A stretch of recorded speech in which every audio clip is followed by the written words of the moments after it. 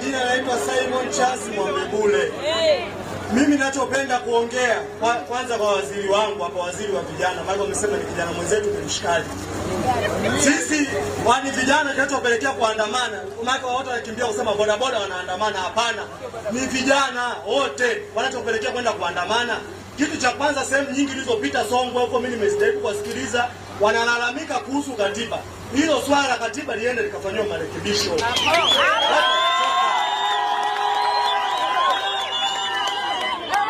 Na kitu kingine, kama rais alifanikiwa kugawa pikipiki kwa wana CCM wote kata zote, kwa nini zile pikipiki asigawe kwa vijana kwenye vijiwe?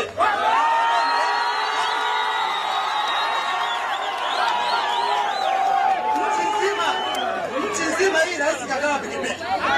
Kata Itunge kuna pikipiki, kata Mikoroshini kuna pikipiki. Zile pikipiki zikienda kwa kufikia yamba kusema Mikoroshini vijana Mikoroshini tumwomba pikipiki mbili, mtaweka 3 kama Baba Levo alivyofanya kule. Tuone kama hakuna kitu kama hicho. Haya, sasa hivi nyinyi serikali mnachokifanya, mnaenda China, mnatuchukulia watu wa mabonanza, mnawaleta Tanzania, mnaanza kama kuchukua watu waweza kuweka hata viwanda vya matairi, boda boda tununua matairi kwa bei ndogo, nyinyi mnaenda kuleta watu sisi wa mabonanza, si mabonanza ya nini hapa?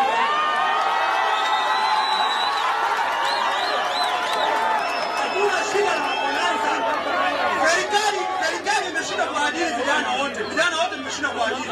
Basi nendeni China, mnakoenda mkachukua wale watu wanaohusika na viwanda vya matairi, mwambie tumekupa eneo hili bure, tengeneza kiwanda au utatuajiri.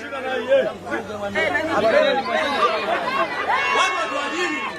Sio kusema ni serikali mnaenda China, mnaenda kule China mnachukulia watu wa mabonanza, mnaanza kuzunguka mnawapunguzia na kodi. Kila kibanda hapa Tanzania kina bonanza. Kila kibanda kina bonanza.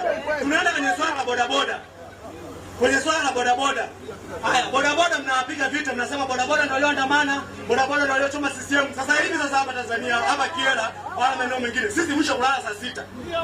Tunashinda kujiachia, kuna watu wengine wanataka kufanya kazi mpaka usiku, hatufanyi. Fimbo tu viboko. Viboko vingi, kulala mwisho saa 6. Watu Tanzania nzima hii, wote mnachia saa 6 kulala.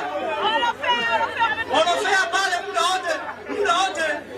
Hadi muda wote polisi wanashinda pale orofea, ambapo ni mama zetu wanafanya biashara. Mimi mama anafanya biashara muda wote.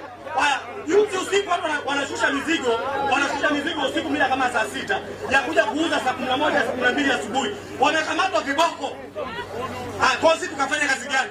Kwani kwa mwendo kama huo kulala mwisho saa 6, viboko vingi, tarehe 9 vijana utawaambia msiingie.